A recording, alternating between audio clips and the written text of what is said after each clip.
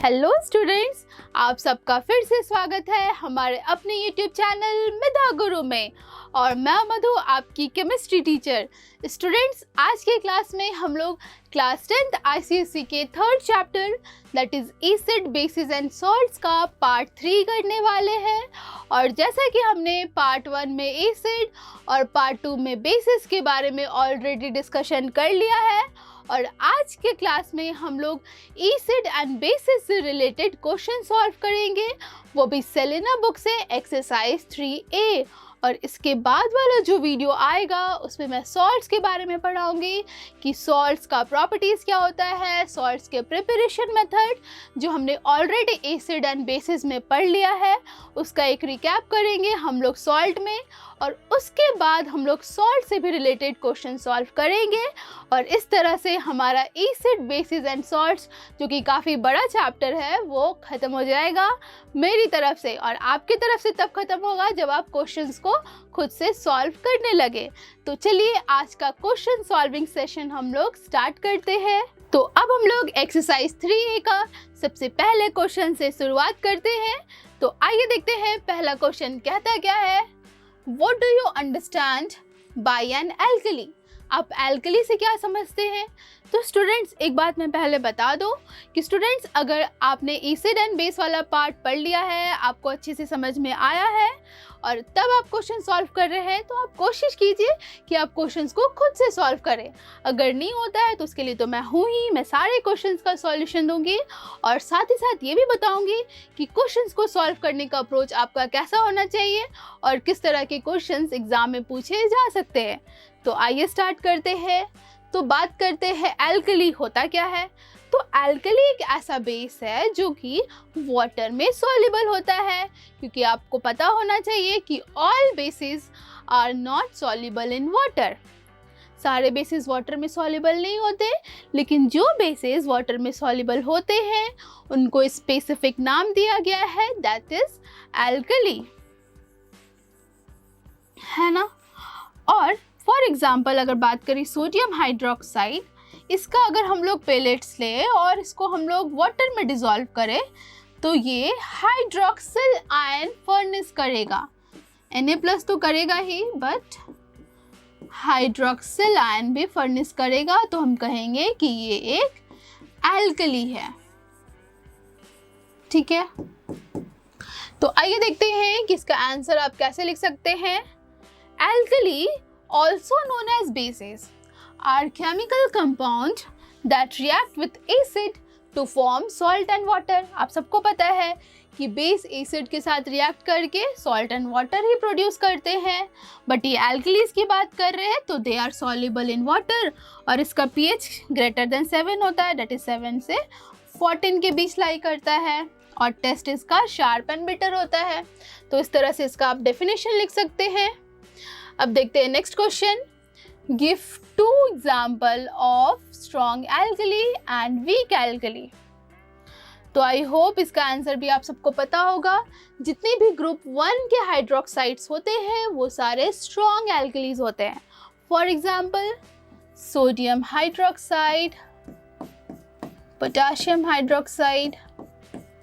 अब week alkalis जो कि पार्शियली फर्निश करते हैं अपने आयंस, तो इसका एग्जाम्पल क्या हो जाएगा, कैल्शियम हाइड्रोक्साइड या बेरियम हाइड्रोक्साइड या फिर अमोनियम हाइड्रोक्साइड। ये सारे वीक एल्कलीज हैं। ठीक है, अब करते हैं नेक्स्ट क्वेश्चन।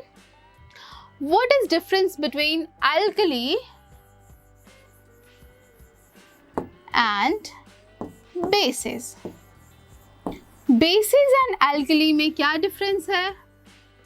तो आपको पता है कि alkalis are soluble in water, but all bases are not soluble in water, और you can say bases may और मे नॉट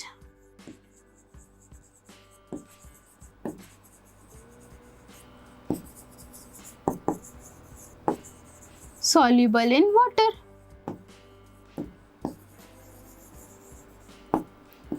और एल्कलीज के बारे में, alkalis also known as bases are soluble in water।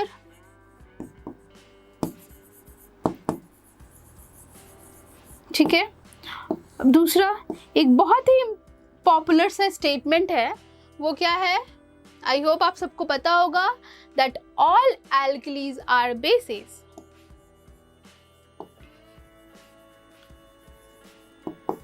सारे एल्कलीज बेसिस होते हैं, but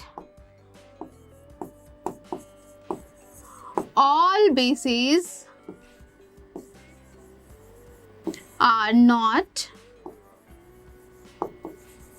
alkali। ठीक है, तो ये हो गया डिफरेंस। अब करते हैं next question. The chemical nature of aqueous solution of HCl and aqueous solution of ammonia। आपको इनका नेचर बताना है। तो आपको पता है एक्वा सॉल्यूशन, अगर हम लोग HCl गैस को वाटर में डिसॉल्व करेंगे तो ये हाइड्रोनियम आयन फर्नेस करेगा और साथ ही साथ Cl- एनायन वाला पार्ट। तो क्योंकि ये हाइड्रोनियम आयन फर्नेस कर रहा है तो इसका केमिकल नेचर क्या हो जाएगा? It is an acid. ठीक है, अब बात करें अमोनिया की, तो अमोनिया को जब हम लोग वाटर में डिसॉल्व करेंगे तो क्या बनेगा? अमोनियम हाइड्रोक्साइड, और ये फर्नेस करता है hydroxyl ion, that is OH- ion. तो ये इंडिकेट करता है कि ये एक बेस है।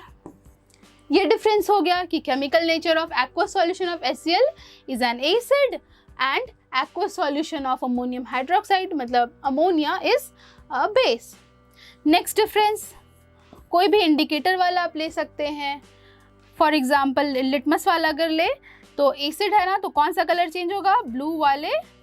ब्लू लिटमस को जब हम लोग डिप करेंगे एसिडिक सॉल्यूशन में तो ब्लू लिटमस पेपर चेंज हो जाएगा रेड कलर में। और बेसिस रेड को ब्लू में करेगा क्योंकि B for base and B for blue, तो ये आपको ध्यान रखना है। Red litmus changes blue.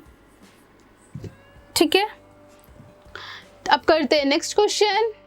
तो देखिए इसका आंसर आप कैसे लिख सकते हैं? पहले वाले की alkali it a type of base है and specifically refers to a soluble base। Alkalis एक soluble bases है। In other words, alkalis is a base that can dissolve in water and produces hydroxyl ion in solution. So all alkalis are bases, but not all bases are alkalis। ये मैंने आपको पहले भी बता दिया, chemical nature दोनों का तो डिफरेंट है। तो अब करते हैं next question. Name the ion furnished by bases in solution and acid। तो bases solution में कौन सा आयन फर्निश करते हैं? तो hydroxyl ion. Hydroxyl ion that is OH- ion. और एसिड हाइड्रोनियम आयन फर्निश करता है, मतलब H+ करता है बट वो वाटर के साथ रिएक्ट करके हाइड्रोनियम आयन फर्नेस करता है। ठीक है, अब करते हैं next question. Give one example in each case. आपको सबका एक एक एग्जाम्पल देना है, तो सबसे पहले आप खुद से सॉल्व करें।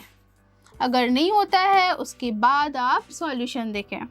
तो वीडियो को पॉज करके आप पहले खुद से सॉल्व करने का कोशिश कीजिए। तो हम लोग स्टार्ट करते हैं पहले क्वेश्चन से। अ basic oxide which is soluble in water. कौन सा ऐसा बेसिक ऑक्साइड है? आपको पता है बेसिक ऑक्साइड मीन्स किसकी बात कर रहा है? मेटल का ऑक्साइड, क्योंकि मेटल्स के ऑक्साइड्स या हाइड्रोक्साइड बेसिक नेचर के होते हैं। तो एक बेसिक ऑक्साइड बताना है जो कि सॉल्युबल है वाटर में। तो बेस्ट एग्जांपल एल्कलीज वाला ले लीजिए, Na2O, sodium oxide, potassium oxide. ठीक है, a hydroxide which is highly soluble in water. एक ऐसा हाइड्रोक्साइड जो कि हाईली सॉल्युबल है। तो आपको पता है सोडियम हाइड्रोक्साइड या पोटेशियम हाइड्रोक्साइड ये सारे हाईली सॉल्युबल है। हाईली सॉल्युबल इट मीन्स ये फर्निश करते हैं OH- high concentration of OH- ion. अब next question, a basic oxide which is insoluble in water. आपको पता है सारे मेटल के ऑक्साइड्स वाटर में सॉल्युबल नहीं होते, तो कौन से नहीं होंगे? मैग्नीशियम ऑक्साइड, जिंक ऑक्साइड, ये सारे इनसॉल्युबल। तो कोई भी एक एग्जांपल देना है। A hydroxide which is insoluble in water, एक ऐसा हाइड्रोक्साइड जो इनसॉल्युबल है वाटर में। तो simply zinc hydroxide ZnOH whole 2, ये एक जेलेटिनियस वाइट प्रेसिपिटेट फॉर्म कर देता है जो कि एक इनसॉल्युबल बेस है।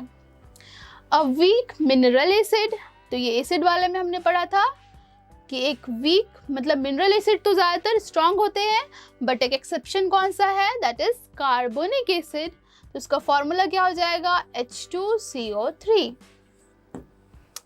A base which is not an alkali, एक ऐसा बेस जो कि एल्कली नहीं है, तो आप लिख सकते हैं फेरस हाइड्रोक्साइड। ये एल्कली नहीं है, ये एक बेस है बट ये एल्कली नहीं है। And oxide which is a base, एक ऐसा ऑक्साइड जो कि बेस है। तो बहुत सारे मेटल के ऑक्साइड्स हैं। फॉर एग्जाम्पल आप लिख सकते हैं calcium oxide. Next question, a hydrogen containing compound which is not an acid, एक ऐसा कंपाउंड जिसमें हाइड्रोजन है बट वो एसिड नहीं है। तो कोई भी सोडियम हाइड्रोक्साइड, पोटेशियम हाइड्रोक्साइड ले सकते हैं। इन सब में H है बट ये एक बेस है।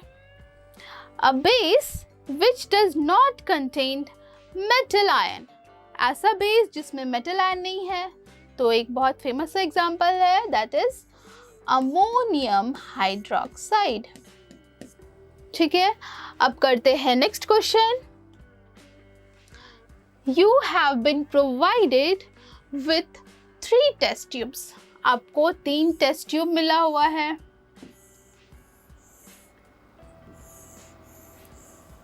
Next, one of them contain distilled water, एक में क्या है? डिस्टिल वाटर है।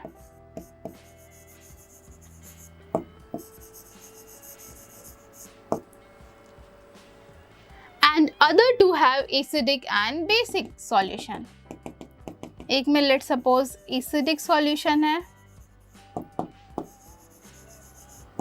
और एक में बेसिक सॉल्यूशन है। ठीक है, if you are given only red litmus, अगर आपको रेड लिटमस पेपर दिया गया है सिर्फ, और आपको आइडेंटिफाई करना है कि कौन से टेस्ट ट्यूब में कौन सा सॉल्यूशन है। ठीक है, तो लेट सपोज पहले आपको पता नहीं है कि किस में कौन सा सॉल्यूशन रखा हुआ है। 3 सॉल्यूशन है बट आपको ये दिया गया है कि तीनों में से एक में डिस्टिल वाटर है और बाकी 2 में, एक में बेस होगा और एक में एसिड है।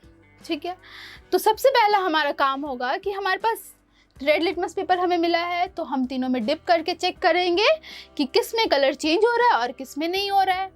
तो लेट सपोज फर्स्ट वाले बीकर में कलर चेंज हो गया और कलर चेंज होके टर्न हो गया ये ब्लू कलर में, मतलब ये वाला जो पोर्शन था, जब मतलब जहाँ तक डीप किए इसका कलर ब्लू हो गया, रेड से ब्लू हो गया। तो ये क्या इंडिकेट करेगा कि एक ऐसा सॉल्यूशन है, बेसिक सॉल्यूशन है, क्योंकि बेसिस जो भी एल्कलीज होते हैं वो रेड लिटमस को ब्लू कलर में चेंज कर देते हैं। तो ये बेस का तो पता चल गया। अब हम लोग यही वाला लिटमस पेपर को यूज़ करेंगे to identify acid and distil water. तो हमें क्या करना होगा, इस वाले को दोनों में डिप करके चेक करेंगे। ठीक है, तो let suppose test tube B में जो इसका कलर था वो एज इट इज रह गया, ब्लू ही कलर रह गया। बट अगर हम लोग इसको टेस्ट ट्यूब 3 में डालें तो हमने देखा कि इसका जो कलर था वो फिर से रेड कलर हो गया। तो ये क्या इंडिकेट करेगा, ये इंडिकेट करेगा कि जो बी है उसमें डिस्टिल वाटर है, क्योंकि कोई चेंजेस नहीं हुआ। ठीक है, बट ये अगेन ब्लू वाला रेड में कन्वर्ट हो गया, तो ये क्या इंडिकेट करेगा कि सॉल्यूशन सी कैसा है, एसिडिक सॉल्यूशन है। ठीक है, आई होप ये कॉन्सेप्ट क्लियर हो गया होगा कैसे हम लोग चेक कर सकते हैं। ठीक है, अब करते हैं next question. HCl, nitric acid, ethanol, glucose all contain hydrogen atom. ठीक है, हमें दिख रहा भी है कि सब में हाइड्रोजन एटम है, but only hydrochloric and nitric so acidic character. Why? ऐसा क्यों? क्योंकि भले ही सबके पास हाइड्रोजन है, बट एसिड किस पे डिपेंड करता है? एसिड डिपेंड करता है कि जब उस केमिकल कंपाउंड को अगर हम लोग वाटर में डिसॉल्व करें तो वो H+ आयन फर्निश्ड करें। बट ये सारे कंपाउंड्स जो है, जो अल्कोहल है, ग्लूकोज है, इन सब में कोवेलेंट बॉन्ड है, तो यहाँ पे H+ आयन फर्निश नहीं करता है, आयोनाइज नहीं होता है, इसीलिए ये सब एसिडिक कैरेक्टर शो नहीं करते। बट HCl की बात करें या फिर नाइट्रिक एसिड, तो ये सब एक्वस सॉल्यूशन में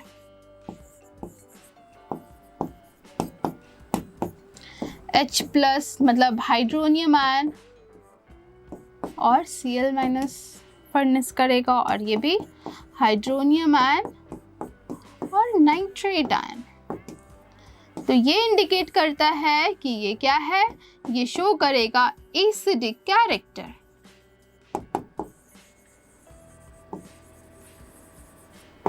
ठीक है, तो इसका आंसर कैसे लिख सकते हैं? It is because HCl and nitric ionizes in aqueous solution and furnishes hydronium ion, whereas ethanol and glucose do not ionize in aqueous solution. Ionise नहीं होता, इसीलिए ये एसिडिक कैरेक्टर शो नहीं करेगा। सिंपल। अब करते हैं next question, question number 7। Dry hydrochloric gas does not changes the colour of dry litmus paper. तो आप सबको पता है कि जितने भी इंडिकेटर्स, एसिड बेस वाले इंडिकेटर्स हमने पढ़ा, वो सिर्फ और सिर्फ अपना कलर चेंज करते हैं एक्वस सॉल्यूशन में, क्योंकि एक्वस सॉल्यूशन में ही H+ या OH- आयन फर्निश्ड होता है और उसी कारण कलर चेंज होता है। तो ड्राई लिटमस पेपर लेते हैं तो इसमें कोई आयंस नहीं बनेगा, और ये भी ड्राई गैस है, तो या तो HCl लिक्विड होना चाहिए या फिर आप वेट लिटमस पेपर ले, तभी कलर चेंज होगा। ठीक है, तो इसका आंसर आप कैसे लिख सकते हैं? The colour of litmus paper changes only in the presence of ions like hydrogen और hydronium ion. HCl produces this ion only in the form of aqueous solution। आपको पता है HCl गैस में कभी H+ आयन फर्निश नहीं करता, aqueous solution में ही करेगा, तो इसीलिए कलर चेंज नहीं होगा। अब करते हैं इसी का part B। Is lead oxide a base or not? Lead oxide base है कि नहीं है? तो हमने ये एक्सेप्शन में पढ़ा है कि ये एक बेस नहीं है। It is not a base. क्यों नहीं है? क्योंकि आपको पता है बेस क्या होते हैं, जो कि एसिड के साथ रिएक्ट करके सिर्फ और सिर्फ सॉल्ट एंड वाटर प्रोड्यूस करे। बट ये जो ऑक्साइड है ये 3 प्रोडक्ट फॉर्म करता है। कौन कौन सा? तो देखिए, एक सॉल्ट तो फॉर्म होगा ही और वाटर भी फॉर्म होगा, बट यहाँ पे क्लोरीन गैस लिबरेट हो जाता है, और इस वजह से हम कहते हैं कि ये जो मेटल का ऑक्साइड है ये एक बेस नहीं है। आई होप ये क्लियर हो गया होगा। अब करते हैं next question. Do basic solution also have H+ ion? Basic solution है तो OH- होना चाहिए। नहीं, इसमें H+ आयन भी होते हैं, बट H+ का कंसंट्रेशन कम होता है। अगर बेसिक सॉल्यूशन है तो वहाँ पे OH- का कंसंट्रेशन ज़्यादा होगा, तो हम कहेंगे वो बेस है। बट जिसमें H+ आयन का कंसंट्रेशन ज़्यादा होगा तो वो एक एसिडिक सॉल्यूशन हो जाएगा। Explain why are they basic by taking an example। तो देखिए, बेसिक सॉल्यूशन है, फॉर एग्जाम्पल बात करें NaOH। ठीक है, इसको जब हम लोग वाटर में डिसॉल्व करेंगे तो आयंस में ब्रेक होगा। आपको पता है वाटर भी एक पोलर कोवेलेंट कंपाउंड है। ये हमने केमिकल बॉन्डिंग में पढ़ा है, ठीक है। तो देखिए यहाँ पे क्या होगा, Na+OH- आयन, और यहाँ पे वाटर भी डिसोसिएट होके H+ और OH- आयन देगा। बट यहाँ पे अगर हम लोग एक्वा सॉल्यूशन लेते हैं NaOH का, तो यहाँ पे OH- आयन का कंसंट्रेशन ज़्यादा है, is more than H+ ion, ठीक है। तो देखिए जितने भी बेसिस होते हैं उनके पास भी H+ होते हैं, but concentration of OH- is more, ठीक है। आई होप ये क्लियर हो गया होगा। नेक्स्ट क्वेश्चन है, हाउ वुड यू ऑब्टेन, आप कैसे ऑब्टेन करोगे a base from another base. आपको एक बेस बनाना है बाय यूजिंग अनदर बेस। तो आप ले सकते हैं, फॉर एग्जाम्पल पहले डिसाइड कर लीजिए आपको कौन सा बेस बनाना है, फिर उसके अकॉर्डिंग बेस लेंगे और सॉल्ट लेंगे। तो लेट्स सपोज आपको बनाना है जिंक हाइड्रोक्साइड, ठीक है।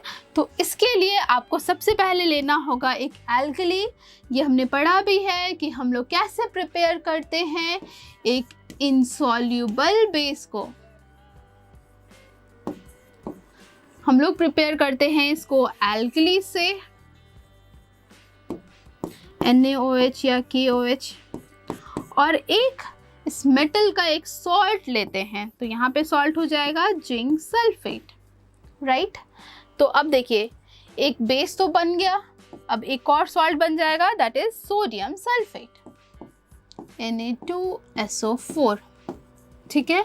अब सारे इक्वेशन को बैलेंस्ड फॉर्म में लिखेंगे, ठीक है, क्योंकि आंसर लिख रहे हैं तो आंसर हमेशा बैलेंस्ड फॉर्म में रहेगा।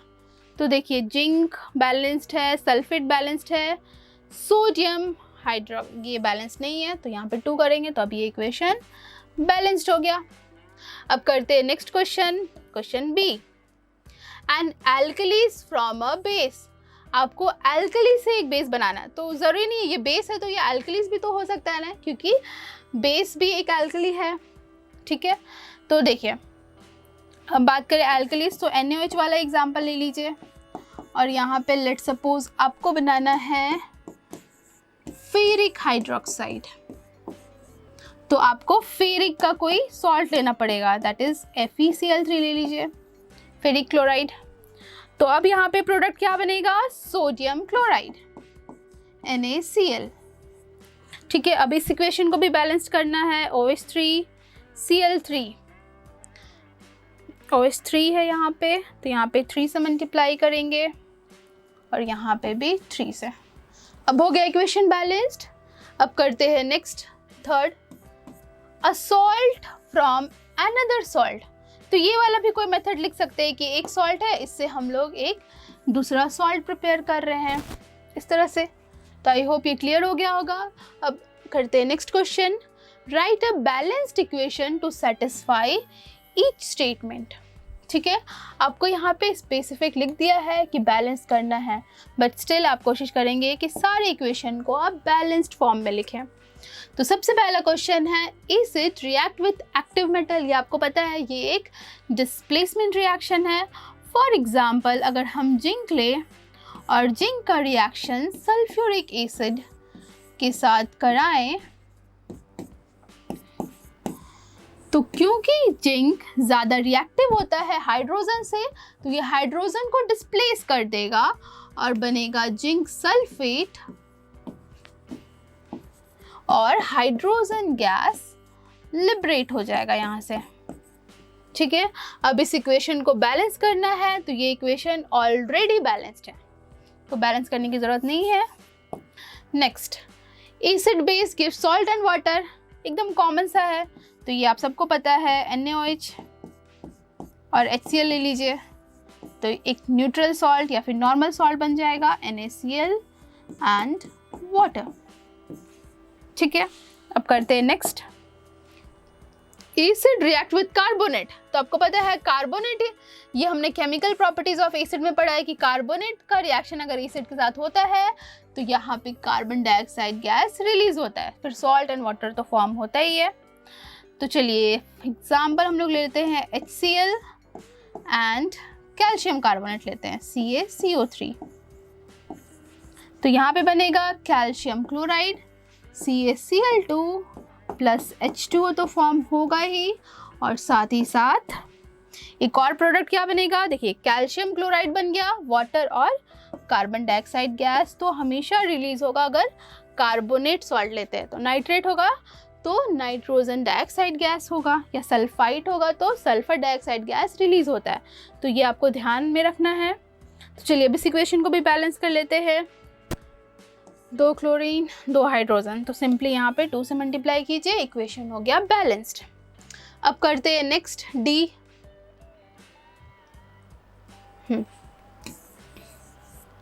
डी क्या बोल रहा है, एसिड रिएक्ट विद सल्फाइट। तो लेट्स सपोज एसिड HCl और सल्फाइट कैल्शियम सल्फाइट SO3, तो क्या बनेगा, तो आपको पता है कैल्शियम क्लोराइड एक सॉल्ट बन जाएगा, फिर वाटर और सल्फाइट है तो सल्फर डाइऑक्साइड गैस रिलीज होगा। तो आइए इस इक्वेशन को भी बैलेंस कर लेते हैं। तो सिंपली यहाँ पे हमें 2 से मल्टीप्लाई करना होगा, है ना। अब हो गया ये इक्वेशन बैलेंस्ड। अब करते हैं question E.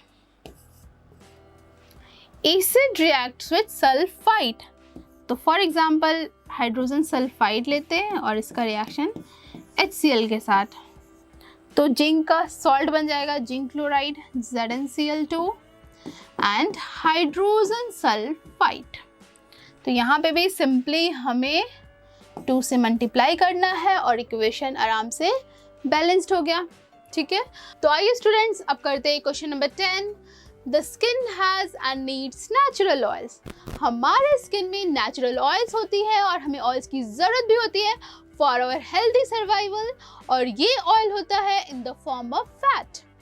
Now why it is advisable to wear gloves while working with strong alkalis? हमें ये एडवाइस क्यों दिया जाता है कि जब हम स्ट्रॉन्ग एल्कलीज के साथ काम कर रहे हैं तो हम एश्योर करें कि हम ग्लव्स पहने हुए हैं। तो सबसे पहली बात, एक रिकमेंडेशन जो हर केमिस्ट्री टीचर्स स्टूडेंट्स को देते हैं कि अगर आप केमिस्ट्री लैब जा रहे हैं तो आप एश्योर कीजिए कि आप सब ग्लव्स पहने हुए हैं, क्योंकि देखिए केमिस्ट्री लैब में आपको काम करना होता है एसिड के साथ, बेसिस के साथ, बहुत सारे केमिकल्स हैं जो कि बहुत ही ज़्यादा कोरोसिव होते हैं, ऑक्सीडाइजिंग एजेंट, रिड्यूसिंग एजेंट्स। तो देखिए ग्लव्स पहनना बहुत ज़रूरी है, क्योंकि अगर डायरेक्टली अगर आपके हाथ में गिर जाता है कोई केमिकल जो कि बहुत हार्मफुल है, कोरोसिव है, तो बहुत ही आपको नुकसान हो जाएगा, आपका स्किन बर्न हो सकता है ना। तो यहाँ पे स्ट्रॉन्ग एल्कली के बारे में पूछ रहा है, तो इसका आंसर आप कैसे लिख सकते हैं। तो देखिए सबसे पहली बात, जो ऑयल होता है इसमें अगर स्ट्रॉन्ग एल्कलीज अगर मिल जाए तो यहाँ पे होता है एक केमिकल रिएक्शन जिसको सफोनिफिकेशन रिएक्शन भी कहते हैं, और ये रिएक्शन होता है सोप को फॉर्म करने का। अगर आप एक टेस्ट ट्यूब में, या आप लोग खुद से भी कर सकते हैं कि ऑयल लिए हुए हैं और इसमें एल्कलीज को NaOH को आप ऐड किए, तो यहाँ पे रिएक्शन होने के बाद आपको मिलेगा सोप, ठीक है। तो यही केमिकल रिएक्शंस कोरोसिव होता है। हमारे बॉडी में अगर गिर जाए अगर NaOH दैट इज एल्कलीज, तो रिएक्शन होगा और फिर वो कोरोसिव हमें बर्न भी कर सकता है हमारा स्किन। तो इसीलिए एडवाइस किया जाता है हमें कि हम ग्लव्स पहने जब हम काम कर रहे हो स्ट्रॉन्ग एल्कलीज के साथ। तो इसका आंसर आप कैसे लिख सकते हैं, When alkalis come in contact with oil on the skin, a reaction occur. मैंने बताया, और ये रिएक्शन से क्या फॉर्म होता है, soapy solution. This can be harmful and cause skin corrosion. So it is important to wear gloves while working with strong alkalis. ठीक है, अब करते हैं next question. Complete the table. Litmus, आपको पता है इसका न्यूट्रल जब होता है तो इसका कलर होता है पर्पल, फेनैप्थलीन का कलर होता है कलरलेस। आपको बताया ना एसिडिक और एल्कलाइन में क्या हो जाएगा, तो आपको पता है एसिड में blue litmus changes to red, और यहाँ पे red litmus changes to blue.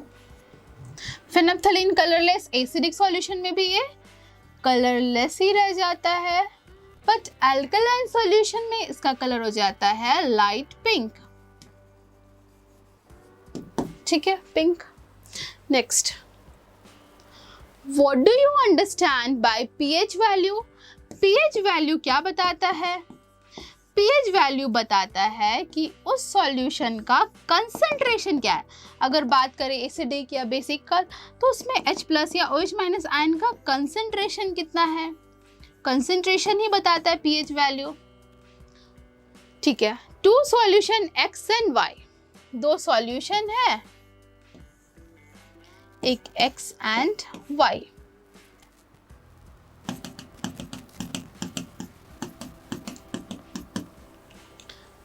Have pH value of 4. एक का pH वैल्यू 4 है और दूसरे का pH वैल्यू है 10. Which one of these will give a pink color with phenolphthalein indicator? तो इन दोनों में जब हम phenolphthalein इंडिकेटर को ऐड करेंगे इसको, तो किसमें कलर चेंज हो जाएगा? पिंक. ठीक है. तो आप सबको पता है कि फेनोप्थलीन पिंक कब हो जाता है? जब इसमें हम ऐड करते हैं बेस को. तो बेस का आपको पता है, बेस का पीएच कितना होता है? 7 से ज़्यादा होता है 14 तक. तो इसमें अगर हम लोग फेनोप्थलीन ऐड करेंगे तो इसका जो कलर है वो पिंक हो जाएगा, है ना. तो आप लिख सकते हैं solution Y will changes to pink colour, है ना. आई होप ये समझ में आ गया होगा आपको. देखिए, इसका आंसर लिख सकते हैं pH represent the strength of an acid and alkalis expressed in the terms of hydrogen ion concentration. जैसे जैसे हाइड्रोजन आयन का कंसंट्रेशन बढ़ता है तो एसिडिक स्ट्रेंथ बढ़ता है, और जैसे जैसे कम होने लगता है तो बेसिक स्ट्रेंथ बढ़ जाता है. The solution with pH value of 10 will give pink colour with the phenolphthalein indicator. I hope ये क्लियर हो गया होगा. आई थिंक ये सारे क्वेश्चंस आपसे बन पा रहा होगा. आई होप अगर बन पा रहा है तो बहुत ही अच्छा, वेरी गुड. अगर नहीं बन रहा है तो आप कोशिश कीजिए क्वेश्चंस को सॉल्व करने का. बहुत इजी क्वेश्चंस है. अगर आपका कॉन्सेप्ट क्लियर है ना तो आप क्वेश्चंस को आराम से सॉल्व कर लेंगे. देखिए, you are supplied with 5 solution. आपको 5 सॉल्यूशन दिया गया है, A, B, C, D and E.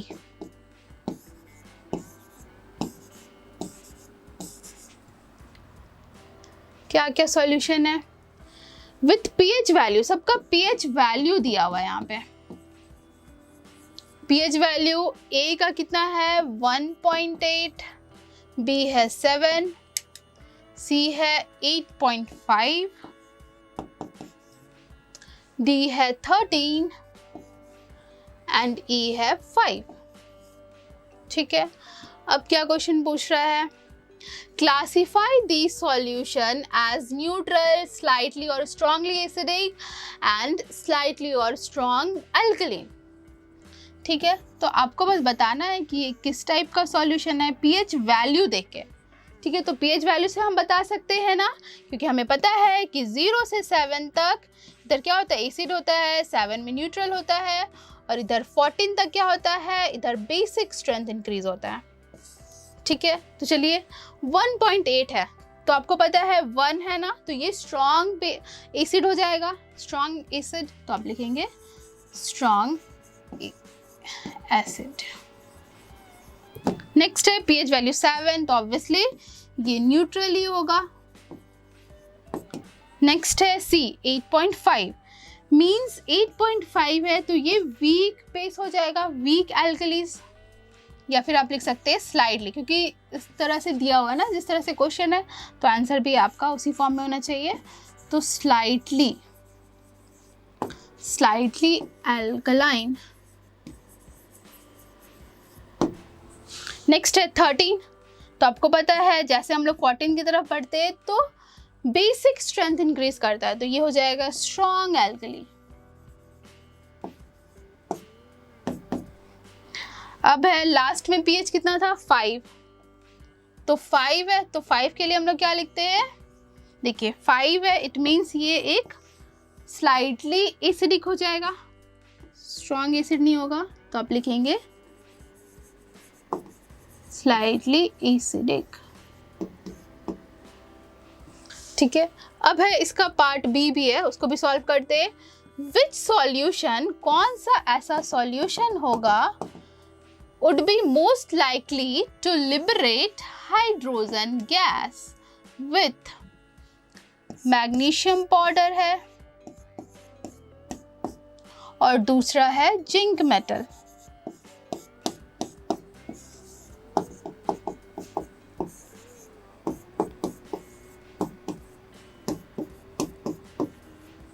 तो आई होप ये इक्वेशन, बस जो क्वेश्चन लिखा है मैं क्वेश्चन को ही लिखी हूँ, बट इससे ही आपको पता चल जाएगा कि ये कौन सा सॉल्यूशन होगा। कौन सा होगा, ये होगा एसिडिक सॉल्यूशन, क्योंकि आपको पता है कि ये रिएक्शन कैसा है, ये एक डिस्प्लेसमेंट रिएक्शन है और हाइड्रोजन गैस लिबरेट हो रहा है, तो किसमें होगा, H प्लस एसिड में ही होता है, H प्लस आयन रिलीज होता है। आपको पता है बेसिस में तो H प्लस नहीं होता है, बेसिस में OH माइनस आयन लिबरेट होता है। तो यहाँ पे दे दिया है आपको कि हाइड्रोजन गैस लिबरेट हो रहा है, इट मीन्स ये एसिडिक सॉल्यूशन ही होगा। तो कोई भी एसिडिक सॉल्यूशन होगा, दोनों में, दोनों का आंसर क्या हो जाएगा, एसिडिक सॉल्यूशन। ठीक है, तो लेट सपोज आपको दे दे वर्ड इक्वेशन लिखना है फॉर ईच, तो वर्ड इक्वेशन कैसे लिखेंगे, तो मैग्नीशियम है, आप लिख लीजिए HCl एक्वस। तो देखिए हाइड्रोजन गैस लिबरेट होगा और एक सॉल्ट फॉर्म होगा, दैट इज मैग्नीशियम क्लोराइड। ठीक है, नेक्स्ट है जिंक, जिंक को ले लीजिए acid sulphuric acid aqueous.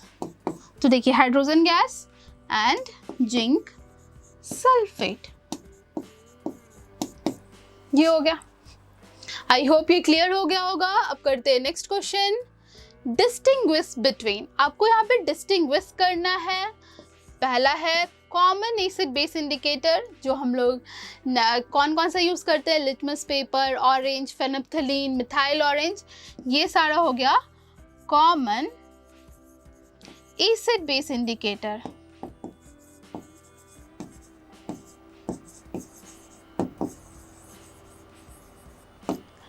And a universal indicator.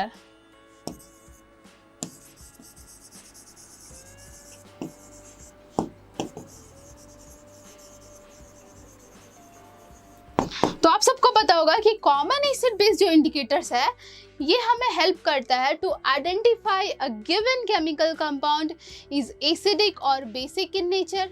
कोई भी सब्सटेंस एसिडिक है कि बेसिक है कि न्यूट्रल है, ये हमें पता चलता है कॉमन एसिड बेस इंडिकेटर से, राइट।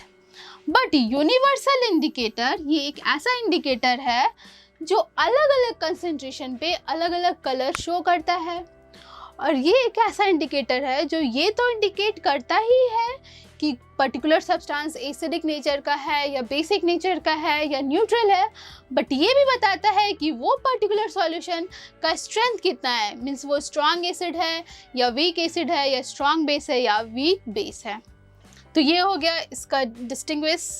अब करते हैं next, acidity of basis. Acidity of basis क्या होता है,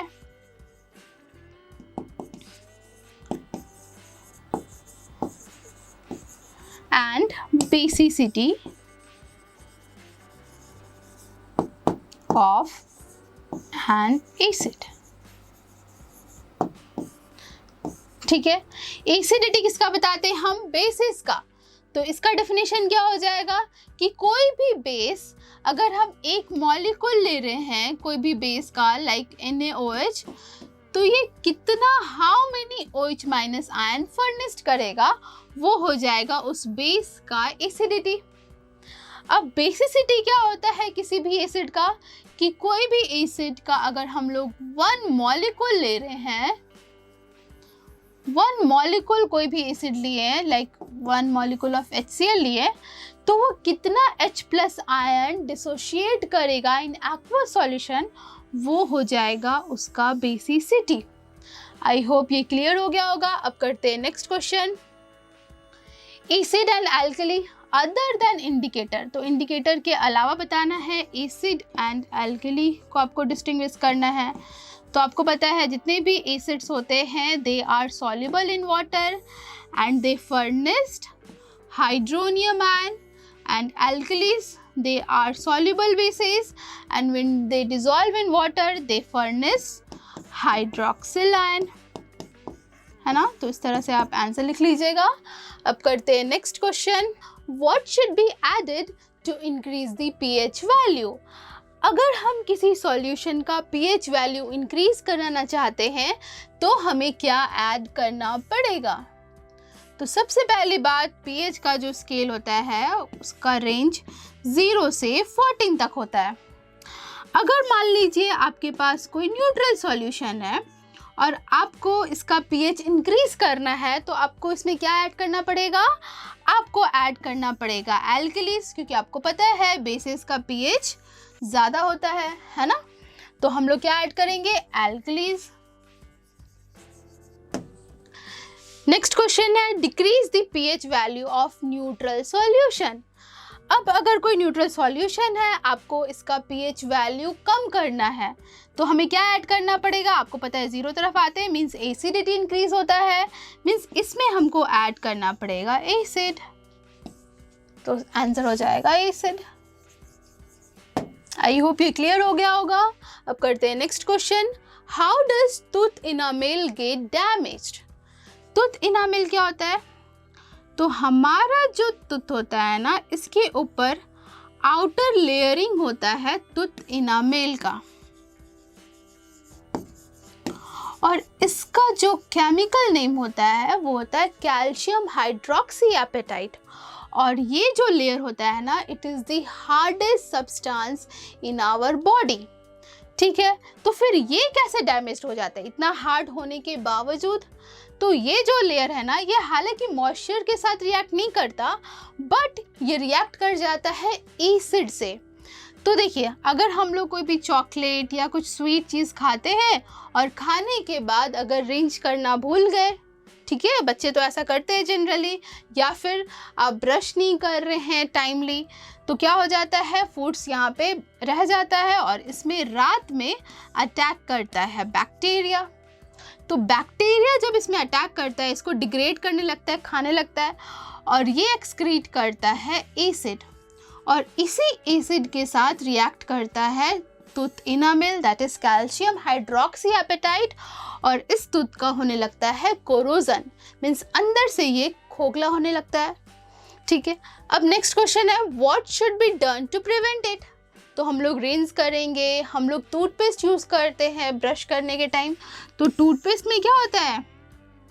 इसमें होता है बेस, और बेस क्या करता है? तो बेस न्यूट्रलाइज कर देता है एसिड को। ठीक है, और नेक्स्ट जो हमारे सलाइवा जो होता है ना हमारे माउथ में, वो उसका भी नेचर बेसिक ही होता है, वो भी न्यूट्रलाइज करता है, बट कितना हद तक करेगा वो तो डिपेंड करेगा कि आप कितना चॉकलेट खा रहे हैं। तो चलिए, अब इसका आंसर आप कैसे लिख सकते हैं? Substances like chocolates and sweets are degraded by bacteria present in our mouth. ठीक है, when the pH fall to 5.5 से कम होगा तो वो एसिडिक हो जाएगा और उस टाइम टूथ डीके स्टार्ट हो जाता है। ठीक है, और ये हार्डेस्ट सब्सटेंस होता है, सलाइवा वाला बता दिए। ठीक है, टूथपेस्ट, हाँ क्या रीज़न है? तो देखिए, एक तो हो गया हम लोग क्या प्रिवेंट कर सकते हैं, सलाइवा तो करता ही है, और साथ ही साथ टूथपेस्ट हम लोग यूज़ करते हैं जो कि न्यूट्रलाइज कर देता है excess acid in our mouth. ठीक है स्टूडेंट्स, अब करते हैं next question. When you use a universal indicator, जब हम लोग यूनिवर्सल इंडिकेटर यूज़ करते हैं, you see that solution of different acid, अलग अलग एसिड प्रोड्यूसेस डिफरेंट कलर। अलग, अगर यूनिवर्सल इंडिकेटर लिए, लेट सपोज पीएच पेपर लिए और अलग अलग एसिड लिए हैं, एक में लिए हैं HCl, एक में लिए हैं H2CO3, एक में लिए हैं फॉस्फोरिक एसिड। ठीक है, तो पीएच पेपर को अगर हम लोग डिप करेंगे अलग अलग सॉल्यूशन में तो सब में अलग अलग कलर शो करेगा। ठीक है, ये हमको पता भी है कि यूनिवर्सल इंडिकेटर्स अलग अलग कलर शो करता है, और वो किस पे डिपेंड करता है? वो डिपेंड करता है कंसंट्रेशन ऑफ H+ आयन। तो स्ट्रॉन्ग एसिड है तो हाई कंसंट्रेशन रहेगा, तो इसका जो कलर है वो रेड तरफ आएगा, है ना, विगब्योर वाला। ठीक है, Indeed solution of same acid with different concentration also give different color. Why? क्योंकि यूनिवर्सल इंडिकेटर डिपेंड करता है concentration of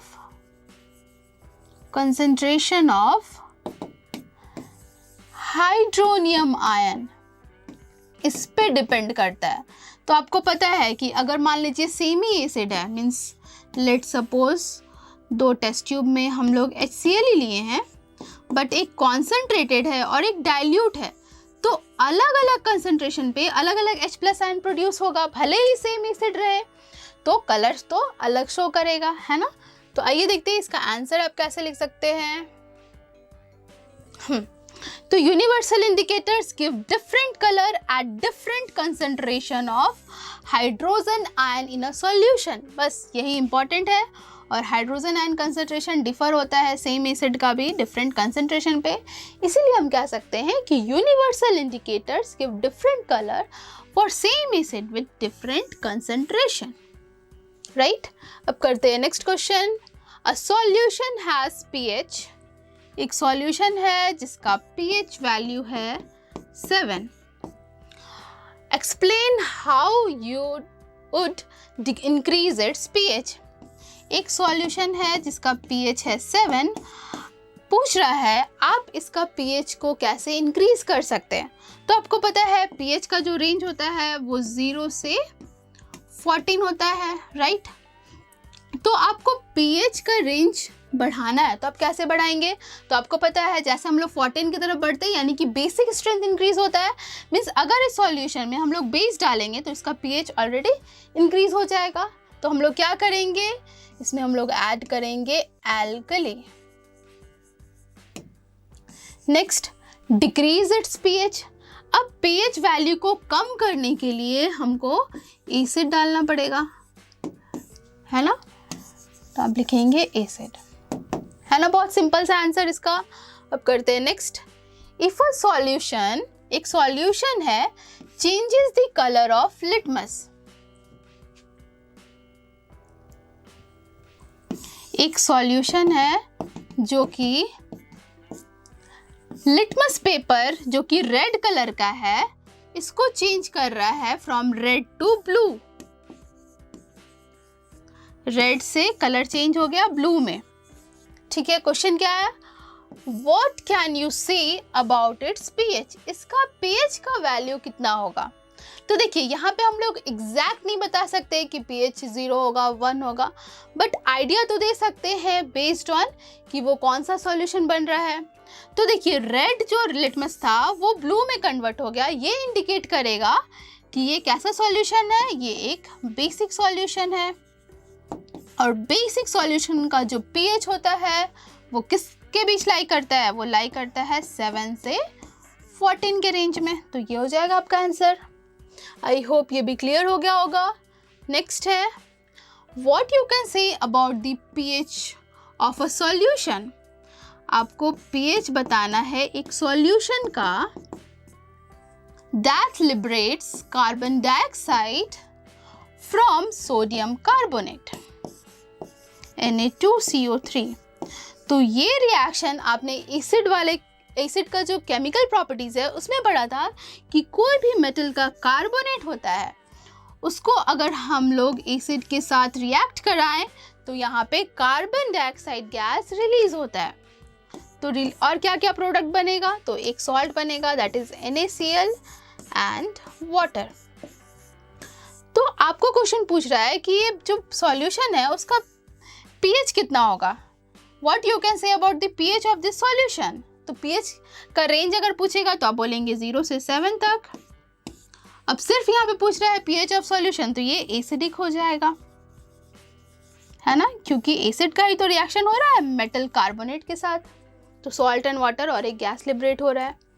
तो ये हो गया। आई होप आपसे क्वेश्चन सॉल्व हो रहा होगा, आपको अच्छे से समझ में आ रहा होगा किस तरह से क्वेश्चन को सॉल्व करना है ना, इजी। अब करते हैं नेक्स्ट स्टूडेंट्स। अब हम लोग एक्सरसाइज 3A का करते हैं सबसे last question, question number 19। Solution of P एक सॉल्यूशन P है जिसका pH वैल्यू है 13, ठीक है। सॉल्यूशन Q का pH वैल्यू है 6 और एक सॉल्यूशन R है जिसका pH वैल्यू है 2। अब बेस्ड ऑन दिस सॉल्यूशन आपको इन तीनों का आंसर बताना है, ठीक है। तो सबसे पहले स्टार्ट करते हैं। विच सॉल्यूशन, इनमें से कौन सा सॉल्यूशन लिबरेट करेगा ammonia gas from ammonium sulphate on heating? Ammonium sulphate है NH4 होल 2 SO4, ठीक है। अब यहाँ से लिबरेट करेगा अमोनिया मीन्स NH3। तो यहाँ पे कौन सा हमें सॉल्यूशन लेना पड़ेगा? P लेंगे, Q लेंगे या R लेंगे? तो ये जो रिएक्शन है ये आपने पढ़ा है केमिकल प्रॉपर्टीज ऑफ बेसिस में कि कोई भी अमोनियम सल्फेट अगर सॉल्ट है इसका, तो इसका रिएक्शन अगर बेस से कराते हैं तो यहाँ पे अमोनिया गैस लिबरेट होता है, ठीक है। मीन्स प्रोडक्ट हो जाएगा NH3 तो होगा ही, साथ ही साथ एक सॉल्ट बनेगा दैट इज Na2SO4 और वाटर। मीन्स यहाँ पे क्या हुआ, यहाँ पे अमोनिया गैस लिबरेट हो गया। तो अब आइए इसका आंसर कैसे लिखेंगे। तो देखिए यहाँ पे पूछ रहा है कि कौन सा सॉल्यूशन लेना पड़ेगा, तो हमें लेना पड़ेगा बेसिक सॉल्यूशन, है ना। तो बेस का pH कितना होता है? तो 7 से ज़्यादा। तो 7 से ज़्यादा कौन है? तो P है। तो इसका आंसर क्या हो जाएगा? P। फर्स्ट का आंसर हो गया P। नेक्स्ट है is a strong acid. Strong acid कौन होगा? जिसका pH वैल्यू बहुत कम हो। तो इनमें से pH वैल्यू किसका कम है?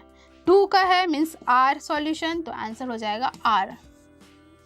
नेक्स्ट है contain molecules as well as ions. तो आपको पता है कि जो भी वीक एसिड या वीक बेस होते हैं तो वो मॉलिक्यूल्स एंड आयंस दोनों के फॉर्म में होते हैं। तो यहाँ पे सॉल्यूशन जो Q होगा उसका pH वैल्यू 6 है। इट मीन्स ये एक वीक एसिड की बात कर रहा है। तो वीक एसिड पार्शियली डिसोसिएट होता है, मीन्स वो आयंस एंड मॉलिक्यूल्स दोनों के फॉर्म में आता है। तो इसका आंसर हो गया Q, है ना। आई होप ये क्लियर हो गया होगा, है ना। हमने फटाफट कंप्लीट कर लिया और शायद आपसे भी बन गया होगा।